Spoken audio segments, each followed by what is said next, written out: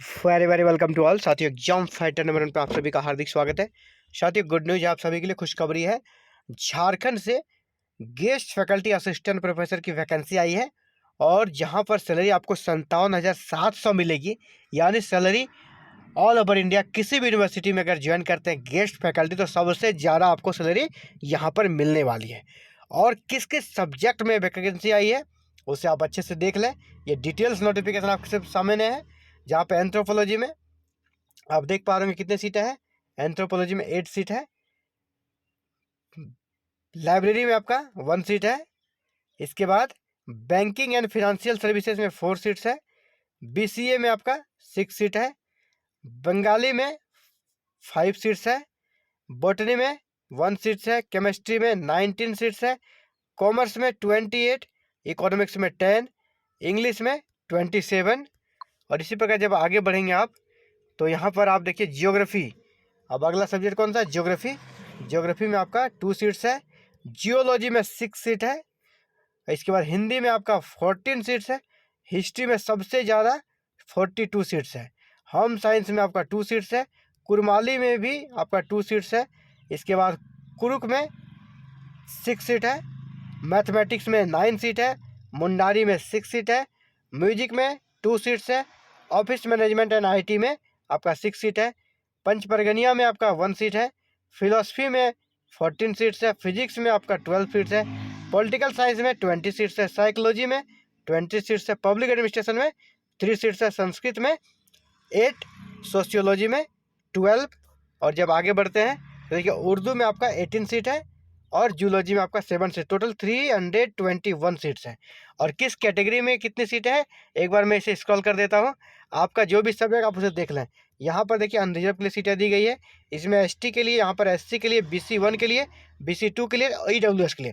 Other state वाले का इसी में होगा, अनरिजर्व वाले। अदर स्टेट वाले जो हैं उनका काउंटिंग किस में होगा? अनरिजर्व वाले में। आप उसमें अनरिजर्व वाले में अपनी सीटों को देख लें, अदर स्टेट वाले। तो ये सारे सब्जेक्ट्स में कितनी सीटें हैं, किस कैटेगरी में कितनी सीटें हैं, आप इसे डिटेल्स में देखें। जब इसे आगे बढ़ा रहा हूँ मैं, देखिए 16 नंबर तक का आप यहाँ दिख रहा होगा। 17, 18, 19 से लेकर आपको जाना है लास्ट 31 तक। तो आपका जो भी सब्जेक्ट, अपने सीटों की संख्या पहले आप अवगत हो जाए कि आपकी सीटें हैं कितना, आपकी कैटेगरी में कितनी है। अगर आप झारखंड के हैं तो आपको कैटेगरी का एडवांटेज मिलेगा। और फिर कैटेगरी जिस कैटेगरी में है उस कैटेगरी से रिलेटेड आप अपना कास्ट सर्टिफिकेट बनाकर इस फॉर्म को जल्दी से जल्दी भरें। आपका अंतिम डेट 23 मार्च है ऑनलाइन करने का। और 23 मार्च के बाद फिर आपको इसे हार्ड कॉपी भेजना है, जो कि 3 अप्रैल तक आपका हार्ड कॉपी वहाँ पहुँच जाना चाहिए। तो डिटेल्स और भी बहुत सी चीज़ें हैं, देख लीजिए क्या क्या है। पहला तो आप जान लीजिए कि आपका मैक्सिमम जो एज लिमिट है वो 62 ईयर है। यानी एज से रिलेटेड कोई इशू आपका यहाँ पर नहीं है। एज आपका 62 ईयर तक के लोग हैं तो भी अप्लाई कर सकते हैं। मिनिमम जो योग्यता है वो नेट या पीएचडी। जरूरी नहीं कि आपके पास पीएचडी की डिग्री हो।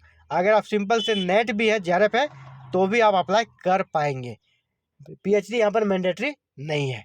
इसके अलावा जो कहा गया आपको ऑनलाइन आवेदन करना है, कैसे करना? चांसलर पोर्टल पर जाकर आवेदन करना है। ये आपका www.jharkhanduniversities.nic.in पर जाकर कर देना है। या नहीं तो फिर ऑफिशियल वेबसाइट जो है ये www.ranchiuniversity.ac.in, इस पर जाकर आपको ऑनलाइन आवेदन कर देना है। इसके अलावा फीस की बात कर लें तो फीस आपसे 1000 लगेगा। और फीस डिमांड ड्राफ्ट के रूप में, डीडी के रूप में मांगा गया है। किसके लिए? आपका जनरल, EWS और OBC के लिए 1000। अगर आप ST, SC और PH में आते हैं तो आपका 500 लगेगा। लेकिन आपको डिमांड ड्राफ्ट बनाना किसी नाम से? Registrar Ranchi university Ranchi, payable eight Ranchi के नाम से बनेगा। और जब आप आवेदन कर देंगे तो ऑनलाइन करने के बाद प्रिंट आउट को आपको भेज देना है। और प्रिंट आउट जो भेजना है रजिस्ट्रार के एड्रेस पर भेजना है। जो रजिस्ट्रार का एड्रेस है यूनिवर्सिटी का, उसी एड्रेस पे भेज देना है। और वो आपका 3 अप्रैल 2024 तक पहुंच जाना चाहिए। और ये कह सकते हैं भर्ती जो हो रही है, जो आपको कह सकते हैं कि जो परमानेंट अभी वैकेंसी आने वाली है उसके पहले की व्यवस्था, ये तत्काल व्यवस्था है। परमानेंट वैकेंसी आएगी तो लगभग इन्हीं लोगों का वहाँ पे सामंजन होगा। जो अभी गेस्ट फैकल्टी के रूप में नियुक्त हो जाएंगे, समझिए कि वही लोग उसमें परमानेंट में भी नियुक्त होंगे, क्योंकि क्राइटेरिया एपीआई बेस्ड है। जब आप यहाँ में एपीआई में सेलेक्ट हो जाएंगे तो वहाँ भी सिलेक्ट हो जाएंगे, ऊपर से आपका एक्सपीरियंस भी ऐड हो जाएगा तब तक। यानी आप अभी गेस्ट में बने, फिर आप इसी से परमानेंट बन जाएंगे, क्योंकि इसी साल 2024 में ही फिर 2404 पदों पर भर्ती आ रही है। वो परमानेंट वैकेंसी है, वो जेट के बाद होगा। पहले जेट का एग्ज़ाम लिया जाएगा, उसके बाद उसके लिए भर्ती आएगी।